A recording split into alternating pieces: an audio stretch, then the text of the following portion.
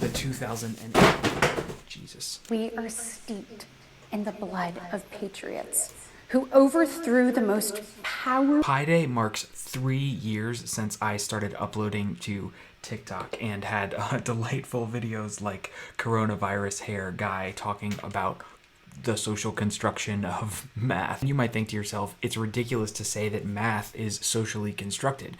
Pi is the ratio between the circumference of a circle to its diameter. Certainly some things are outside of us and don't have anything to do with our particular perspective on the world. Pi seems to be one of those things that just would exist without humans. So talking about social construction is nonsense, right?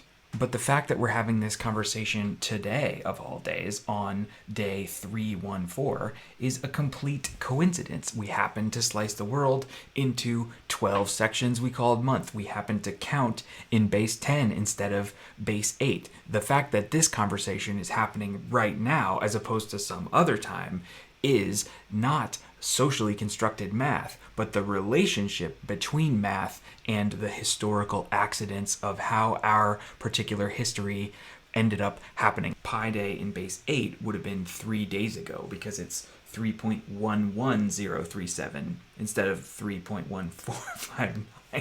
That's kind of weird, but you're smart, and you know that's not really a proof so much as like a kind of sleight of hand. I can say that they are different numbers, but you know there's sort of something objective underneath that is deeper than how we happen to express it. But there's a problem with going too far in this way of thinking. Dr. Benjamin explains in her book Viral Justice that the COVID-19 pandemic had a disproportionate effect on the Black community. There were more fatalities proportionately for Black Americans than there were for white Americans. Was that because there was some sort of objective genetic factor underneath, or did it have more to do with social construction, with the way that objectivity relates with history? But again, you're smart and you know that that was a rhetorical question. The answer is yes.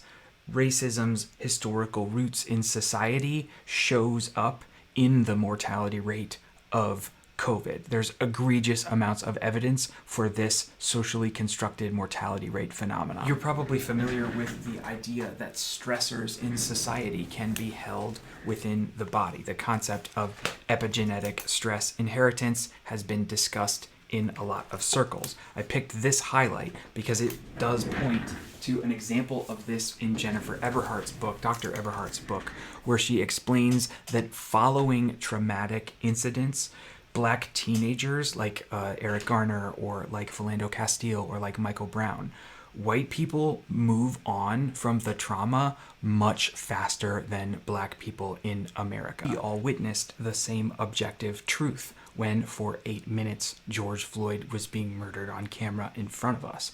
But we did not all experience that objective truth in the same way. Just like the coronavirus, the same event led to an unequal biological burden. It's on page 71, by the way, if you want to read more details about it. There are so many more examples that I've been able to spend 3 years on TikTok talking about them. For example, there is, as you're probably aware, a maternal mortality gap. That's not because of biological factors, it's because of society. The 2008.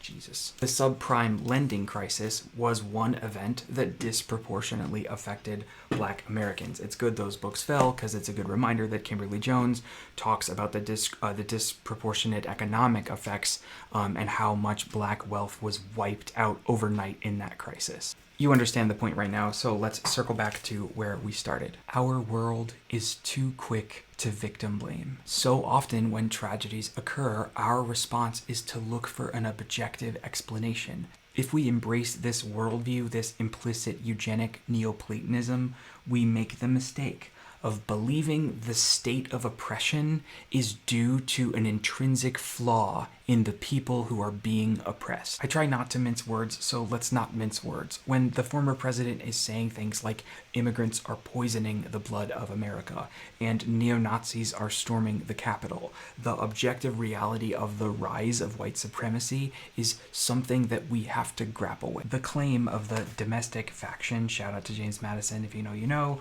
the claim is that there is a natural order and one race is superior to the other.